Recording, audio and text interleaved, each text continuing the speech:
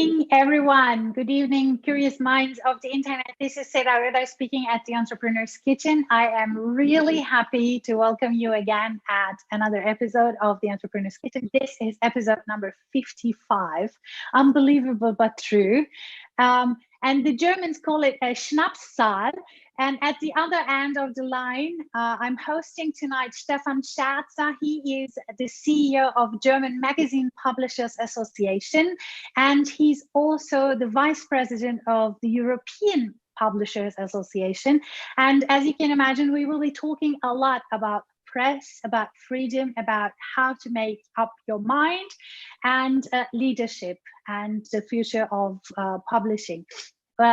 Stefan, welcome to the kitchen, to your kitchen. Yeah, Seda, thanks for having me. I must say I only do this for you because we know each other for a long time. Normally my day is, I'm done. I have said all my words around 8 p.m. because I'm an early morning person. So this is pretty special for me. I hope I can keep up with your questions and stuff. Well, it seems like you already have all the answers. Show us your shirt, please.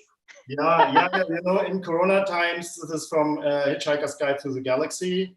When the supercomputer gets to ask the question, what is the answer to the ultimate question of life, the universe, and everything else? And the machine calculates more than 7 million years, and the answer is 42. So sometimes I just say 42. Well, you know, if I ask you a question that's too complicated, then you can just answer back and say 42. But there will be a lot of complicated.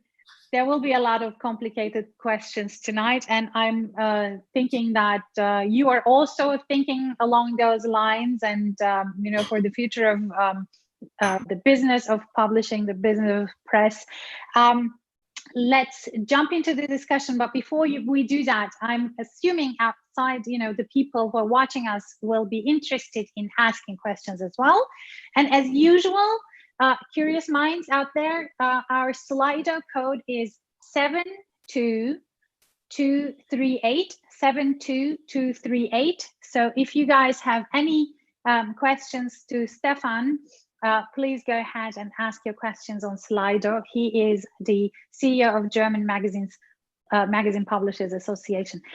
So, Stefan, the business of publishing is under threat. Do you see it that way as well? You know, it's probably right now not only the business of publishing. 2 weeks into the crisis, I was asked in an interview more or less the same question, and I said it's a stress test, a massive stress test for all systems, for society. And I think what makes it different to all the crises we experienced before, you know, the dot-com bubble, the Lehman crisis. I was in the US at that time working for an American publishers in San Francisco, were for specific industries, and not everyone was affected. But this time, globally, everyone is affected in his private life. So your friends, your family, your grandparents, your friends abroad. So this is putting a stress test to your own personal life. And then you have the society, the German society, but there's no rescue place globally because there's no island where it's not this virus going on. So no matter where you look and where you talk to. And then, of course, for the industry. And what you experience is the breaking points in your private life coming out, or in business life, the weaknesses in your organization. So this is really a tipping point for many industries and for business models, for the way you live and you work. Absolutely, I agree. And what do you think about all of this, you know, the breaking point, when we were to, you know, reconsider the business models, because you know, that the publishing business, that the press was already facing these challenges with the beginning, with the dawn of digitization already. Would you say that they haven't done enough, or what else is there to be done? And under these circumstances, you know, you're massively being bombarded with fires to put up. So how can you deal with all of that at the same time? You know, I think it's a good time to check if you have enough legs you stand on. You know, if you rely solely on one source of income, you can come pretty quickly into deep problems. So when you look at publishing, if you have a company or you have a brand which is mainly 80-90% advertising based in a very specific industry, let's say travel or clothing or stuff, with industries were really shut down, where people couldn't go shopping, okay, e-commerce, but you know, to buy an expensive dress, I don't know if you really do that all the time, then you have a huge problem. And that was before true, but now in the crisis, it drives you very quickly to your breaking point. If you, on the other hand, have invested in the past in a balanced system with many sources of income, let's say you have a little bit of advertising. Most of the publishers have changed from advertising focused to reader focus. So you have only 20% advertising, you have maybe 60 or 70% revenue from your readers, means newsstand and subscriptions, paid content online. Your conference business was shut down. So you focus on advertising and conference business, you are in deep, deep trouble. So I think it's really the mix, and the main source of income for all really successful publishing companies globally is reader revenue. Yeah. And I mean, some managed to get a lot of subscription. Some managed to get lots of readership who are, by the way, yes, exactly. So thank you for reminding me of the theme of our show. I'm going to get back to that in a second. But before we move on, I really want to ask this question as well. So how do you convince the readership that it is worth paying for good, you know, for instance, for investigative journalism and things like that? You know, it's by having a good product which matters. It's you know, the only thing we can store, we can't have somewhere hidden in the basement and take it out when we need it. It's time. So and this is the most important resource everyone has, and publishers compete for time at the end, for time of the audience, and the competition is as brutal as never before, because you have, you know, the Netflixes of the world, you have the smartphones, there's all the things you can do all the time to stand out. The crisis was a great opportunity because there was so many news. My wife is a doctor. She works in a corona praxis, so they do all the testing in Berlin. And there was so many information out there from sources you don't know. So when people were looking, we could see that news sites were picking up that on the newsstand, magazines and newspapers, the numbers are not bad in the crisis, but on digital, the numbers were like rocketing. March and April are the #1 traffic months ever for this type of journalism, because it matters and because people need sources they can trust. And so first you go to your friend who is a doctor and ask him, but if you don't have many friends who are in that industry, you know, you need other sources, and this is a really great opportunity. But even there, I mean, sometimes, you know that certain type of media doesn't matter, you know, from right or left or, you know, certain type of media is going to promote certain type of opinion.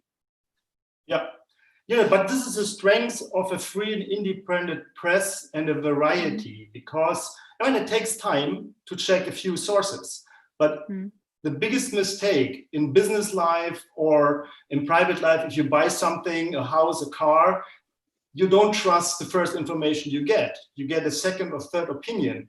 And it's a beauty if you have a free independent press that you can check. What is the left-wing magazine saying? What is the right-wing newspaper saying? What is the liberal paper saying? And this mix gives you, because, you know, I believe strongly in an informed society of people who really want to know. They don't want to have one thing and run after it, because this is very dangerous. And this is I think you're touching upon a very, very important point, which is the clue word is informed society. But before going into the informed society, I want to inform myself first about your recipe. Yeah. So what are you doing? I call this Gabi's pasta. My wife's name is Gabi, so it's her recipe. It's very simple. I like it because I love pasta. I love Italian food, and by the way, also Italian red wine. In crisis, you do a lot of sports or you drink. So yes, well, bless you. And so it's pasta. It's spring onions. You have in a pan in olive oil. Cook it very slow, not burn it, and then you add later some tomatoes and cheese, feta cheese. So it's more Greek Italian cuisine, feta cheese, and that's it. Awesome, sounds great.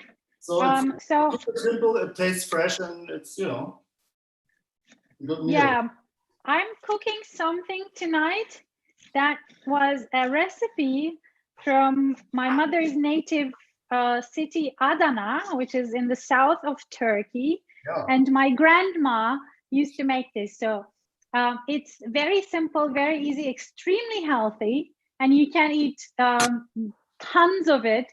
If you also put some yogurt on it, it's the best thing on earth. It's called çitme in Turkish.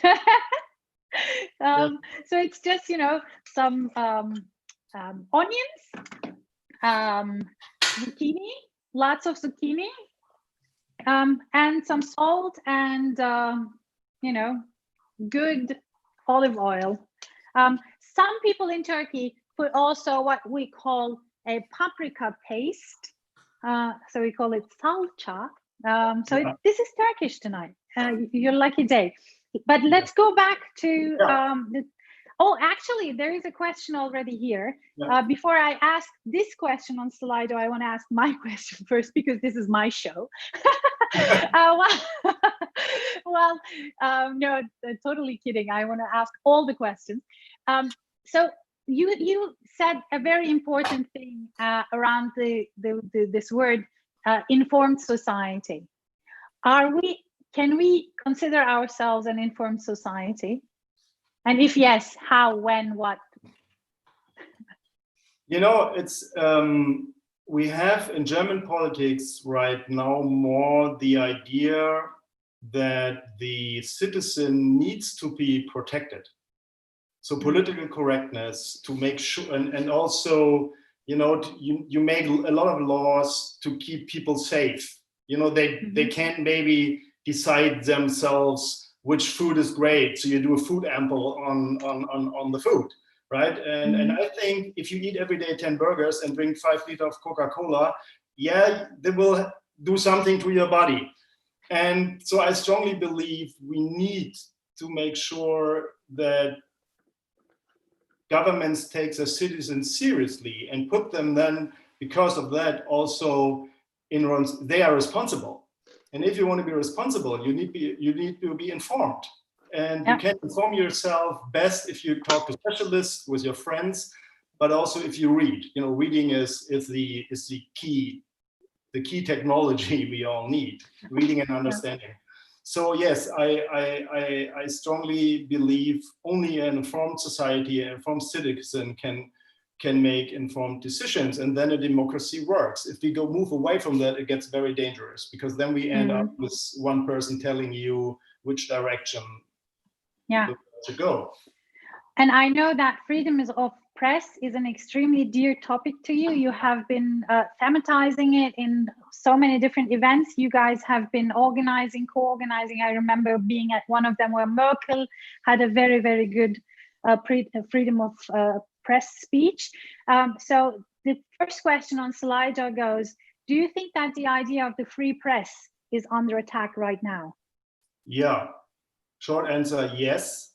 And in a way, it always was. When you look back in history, the first thing which got attacked when leadership changed to a more suppressive system, it was always the press, the free the freedom of speech, which is for everybody, and then the freedom of the press.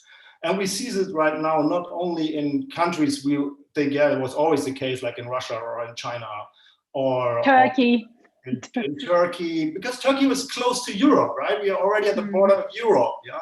And we have it in the center of Europe. Yeah, 2 years ago, Jan Kuciak, an investigative journalist, and his girlfriend were killed, murdered in Slovakia. Daphne Galizia, an investigative journalist in Malta, was killed by an autobomb. And this is in the heart of Europe. This is not somewhere else. And we see that when we talk about lawmaking in Europe, and we talk about freedom of speech, control, data protection, free and independent journalism, it's not that easy anymore in the parliament to find enough members to support this case, because we have many countries moving away. You know, they want to control the press. So what we see more and more laws coming in from some interested sides, right-wing or left-wing, to get control over the press, to define rules, what is a good press and a bad press. And this is very dangerous. I'm not sure that all citizens are really aware of it, because what they are aware of, that we see that in the crisis, that this information is valuable, right? Because we see the numbers are going up, the traffic is going up to trustful sources. So I hope this is maybe also an opportunity to realize how important that is, that we have this freedom in Europe. Yeah, and what do you think about, so the second question is about Twitter. It says, do you consider Twitter a competition or a toolbox for your work? Because, you know, one should remember just a couple of days ago how they called out on Trump, you know, around stuff he was just spreading that was really bad. Pasta is done, by the way. Wow! Oh my God! Yeah, I'm just starting. So this is the first time actually someone is done before me. Awesome. So I'm well trained by my family. You know, excellent. I love cooking, but yeah. So of course, as I mentioned before, there's a fierce competition about time and impact, and also money. And of course, Twitter is both. Twitter is a competitor when it's come to audience engagement, advertising spending, but it's also a great tool and channel if you play it right. So is Instagram, so is, you know, those channels. And in a good organization, you have audience development teams who help the editors to be able to deal on all challenges, on all channels in the right way. So I think this is a great opportunity. It's not a threat. A threat is when you have monopolies, like, you know, if you have only one source, there's only one Facebook. And if they make rules or they get regulated in a way that they control everything, this can be dangerous. We are not at that point yet, but it's this where we can see there's a lot of debate going on. Yeah, well, I mean, one might just think back to the whole Cambridge Analytica scandal around Facebook. And I'm allowed to speak, right? Yes, of course, please go ahead.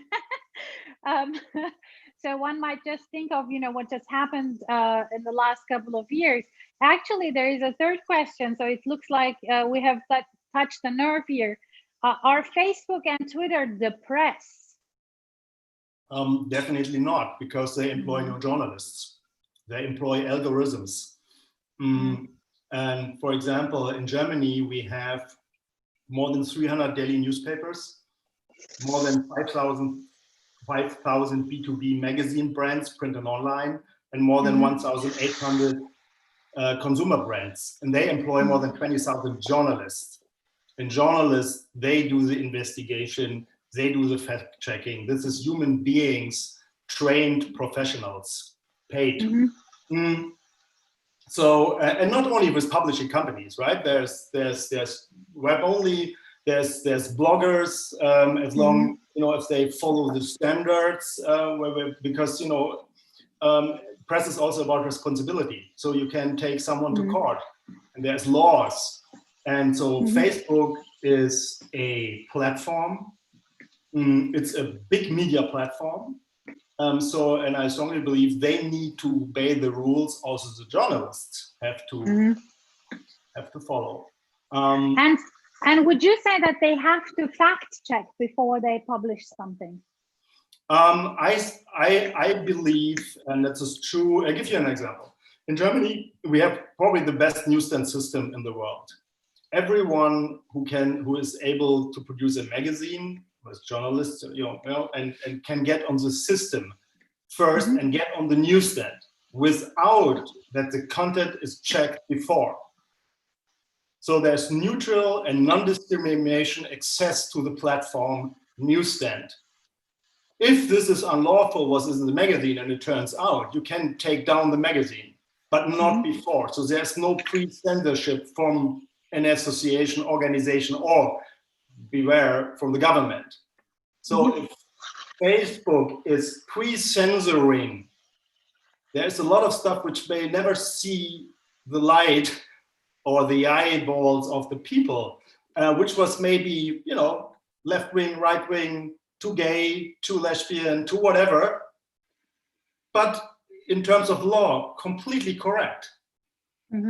So this pre-censorship is very dangerous, because if you follow this political idea, we get away of all edges.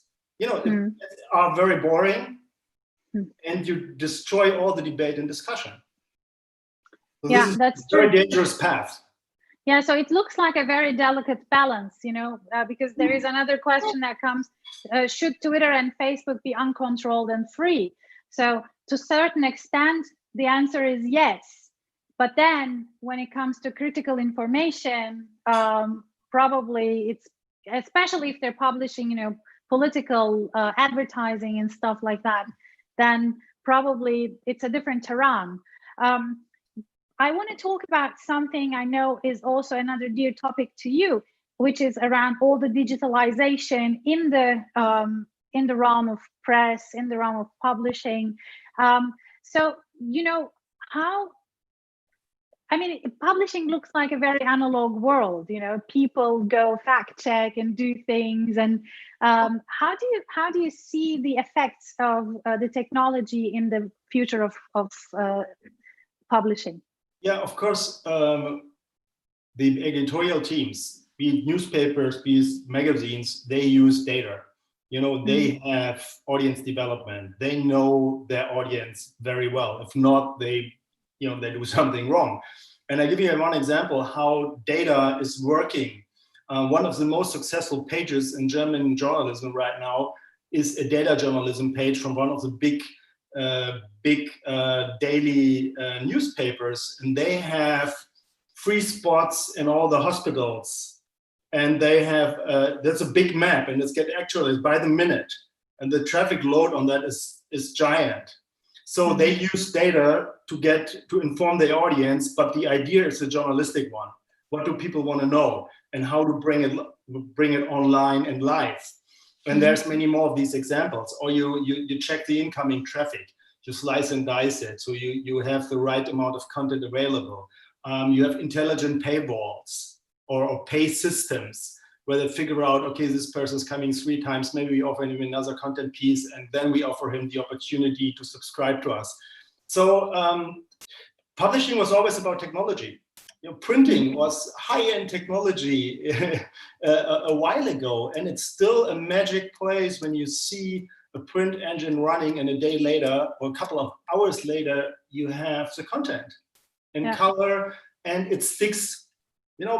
There's space for both. And for magazine publishing, it was perfect because they have a rhythm which is a bit slower, weekly, bi-weekly, monthly, quarterly, and the web gave them the daily impact. So it's a great opportunity. That's actually really cool, because you see these developments like more like an opportunity and less like a threat or risk to the entire business. So we kind of need to jump onto that wave and surf the wave, as it comes to us. But that requires a certain mindset in the industry. That requires also certain leadership. And yet another topic that is, I know, dear to you. How do we need to go about that mind shift? How do we need to go about that change of perspectives? I worked 4 years in California, in San Francisco, and I'm an optimist by heart. So that was great for me because I believe the glass is half full. The Germans are more about the glass is half empty, and they are more critical and they're concerned. So we love in Germany to brag about, oh, the German Bundesbahn, the train system is always slow. The German Post is really, they don't deliver well. And the German telecom, it's also a nightmare. But in the crisis, all these systems are working. They're working pretty well, with all the video conferencing and stuff. So there's also some good things you may learn. And when you talk about leadership, I think in a crisis, this is the place where leadership is needed, because if the weather is good, I'm a mountaineer. If the weather is good, almost everyone can go up on most of the mountains on the standard normal route. If the weather is changing, it gets more difficult. And if you come to a crossroad, and this is leadership, there's some from the back, whatever, you're walking on your back is a tiger. And then you come to the end of this path, and then there's the way right and the way left. And you only can see 10 meters in each direction. So you don't know what is there. What is the answer? And a leader says, I don't know, but we can't stand here, so we go right.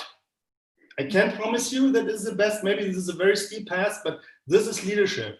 This is real making a decision. And this is now very important. Where are my big points? Where is my focus? Where's really my strengths? How can I engage as an editor with my audience in this given moment of time? What do they really need? And if you don't have leadership, if you only have people saving money, firing people, your business will be dead anyway. So I think this is the defining moment if you in a crisis to see if you have good leadership, if you have leadership you can trust, because you say, hey, I don't have answers to it. This is brand new. This is a new virus. We never had this before, but this is the way I think we should go.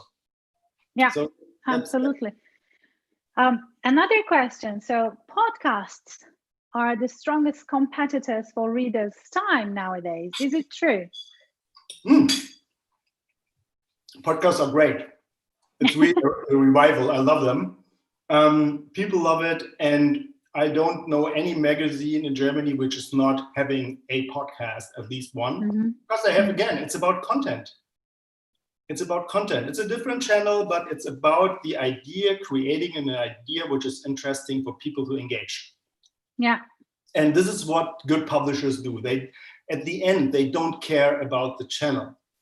They care about business because, and this is important for the audience too, journalism needs to be able to finance, if it should be independent, on the market by readers and advertisers in a good balance, not by the government, not by a big foundation, not by one person pouring in money. It's more safe, it's more stable if you have this source of income. And then podcast it's an amazing tool, and we see that for consumers and also for business to business.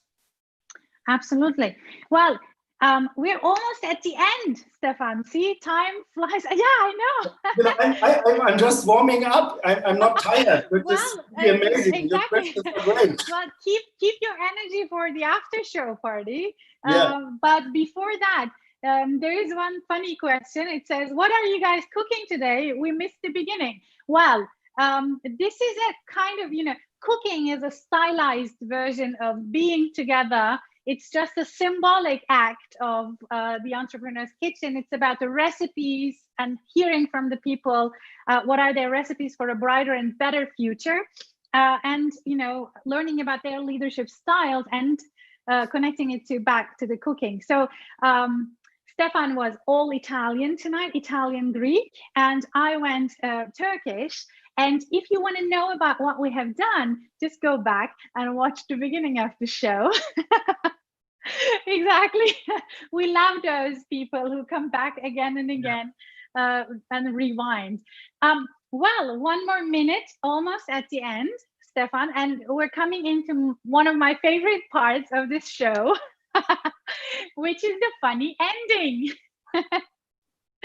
So I asked you to, finish on an uplifting note with a joke. Go ahead, I'm listening. Okay, I have a question. Did you know the first French fries were not originally cooked for the first time in France? They were cooked in Greece. Greece. Oh. Okay, I thought this is maybe not so funny. I have another one. I have another one because you told me you are more up for like straightforward jokes.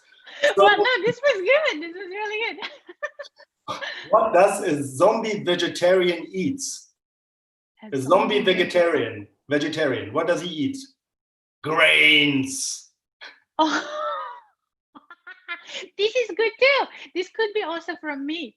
I have it from my daughter. So, you know. Okay, so what do you call an army consisting of babies? I don't know, baby boomers. An infantry. Yeah. Okay. Excellent. I like this format a lot. I hope it was interesting for the audience. And you can find me on LinkedIn, by the way. So guys, just bombard Stephan Scherzer with all sorts of different questions after the show. He's a very open person, and just contact him before 8 p.m.